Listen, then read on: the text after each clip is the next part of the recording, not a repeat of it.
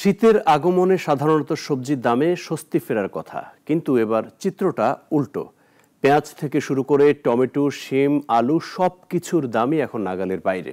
ক্রেতা বিক্রেতা দুপক্ষই বলছেন বাজারের এই অস্থিরতা চলবে আরও কিছুদিন। বিস্তারিত জানাচ্ছেন মুনিয়া জ্যোতি।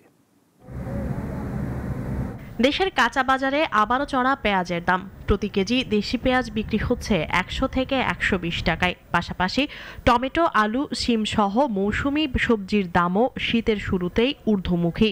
অনেক জায়গায় কেজি ১২০ টাকার ঘর ছুঁয়েছে। মৌসুম শেষে দেশি পেঁয়াজের যোগান স্বল্পতা এবং ভারত থেকে পেঁয়াজ আমদানি বন্ধ থাকায় বাজারে পেঁয়াজের দাম কিছুটা বাড়তি বলে জানিয়েছেন ব্যবসায়ীরা। তবে অনেকে বলছেন সিন্ডিকেটের খপ্পরে পড়েছে পেঁয়াজের বাজার।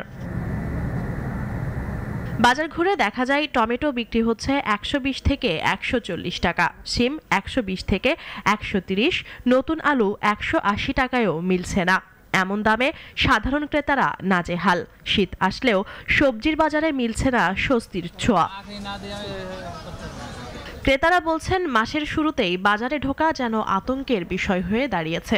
অভিযোগ, বাজারে কোনো নিয়ন্ত্রণ নেই, দরদাম প্রতিদিনই পরিবর্তন হচ্ছে।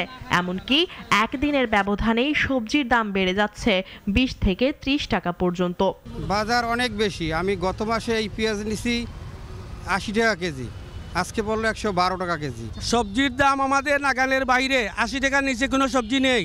অন্যদিকে বিক্রেতারা বলছেন ক্ষেত থেকে সরবরাহ কম, পরিবহন ব্যয় বেড়েছে, তাই দাম কিছুটা বেশি। তাদের দাবি, নতুন মৌসুমের সবজি পুরোপুরি বাজারে এলে দামে স্বস্তি ফিরবে।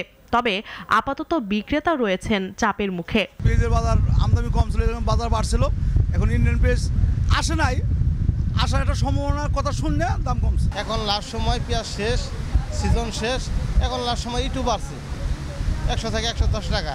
সচেতনরা বলছেন বাজারে স্থিতি ফেরাতে এখনই কার্যকর তদারকি দরকার। অন্যথায় শীতের আগাম সবজি উঠলেও সাধারণ মানুষের বাজার খরচ কমার কোনো সম্ভাবনা নেই। মুনিয়া জ্যোতি, নাগরিক, ঢাকা।